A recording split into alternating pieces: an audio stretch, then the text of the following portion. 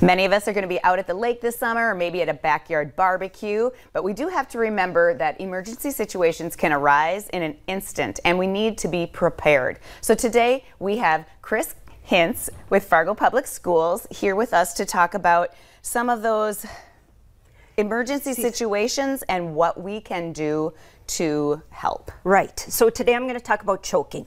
Okay, Yes. Very common, unfortunately, but some tips I'm going to start with. First, I'll talk about adults, okay? But it's true for adult and child, anyone over the age of 1 year old. We're going to do the same thing, no matter the age.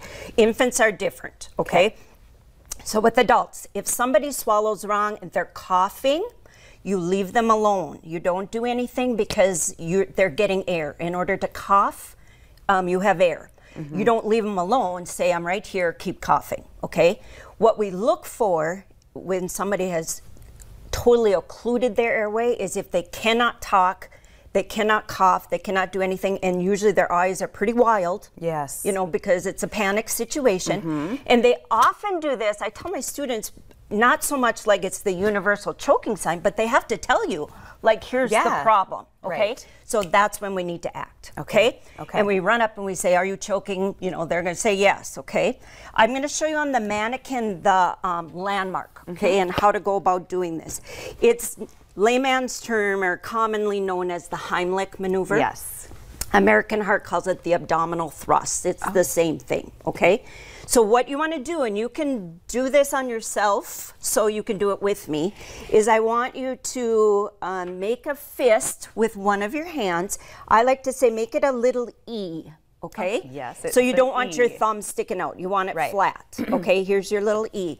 And your landmark is above the belly button and below the ribs, okay?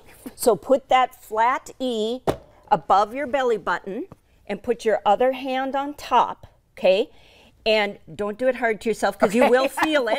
I'm just warning you. And you go in and up as hard as you can. That's the thrust. In and up. In and up. So up. Like this. Yeah. Now, if I'm doing it to you, for example, I'd come behind you like this, okay? And I won't really do it. But again, in and up, all right? Okay. The idea is you have air in your lungs because you were just talking and breathing, right? So you've got air in there. We're going to use that diaphragm muscle to hopefully pop whatever in there out like a cork. Yep. There's no set number of abdominal thrusts. You just want it to come out. You're going to keep doing it until it comes out. Yep, because the other choice is they're going to pass out. You can only go so long without oxygen. Right. And you can't breathe when you're choking. So we need to do this with some oomph and get it out, because otherwise they're going to pass out. And they can be sitting, standing. Great question. If they're in a wheelchair, and I'll talk about child next quickly, but you want to get to their level, okay? So if they're sitting, you want to like bend your knees, okay? Yep. If they're pregnant or very large, okay, let's say you're 9 months along and you've choked, then I'm going to go under your armpits and I'm going to do your chest, okay? Because we don't want to injure the baby. Right. Okay. Right. So, Okay. Let's talk about, just due to time's sake, let's talk about some of these choking hazards. Perfect. Okay. For especially for children. Yes. Think toddlers, they love everything in their mouth, right? Common things. Nuts, okay? Lincoln Log toys. Or Legos or something like that. But the Lincoln Logs are the perfect size of your trachea, okay? Oh, and they're round. Yes. Of course. And so are hot dogs. Hot dogs and grapes are big culprits, okay? So we want to make sure if you're going to feed your toddler these things that you cut them up and cut them lengthwise, like here's your hot dog, and then even better, really small. Really small. Okay? Never cut them like in circles. Never, never, never. Okay? And same with your grapes. You want to cut them so they're in little pieces always, because that will plug the trachea. Okay? Right.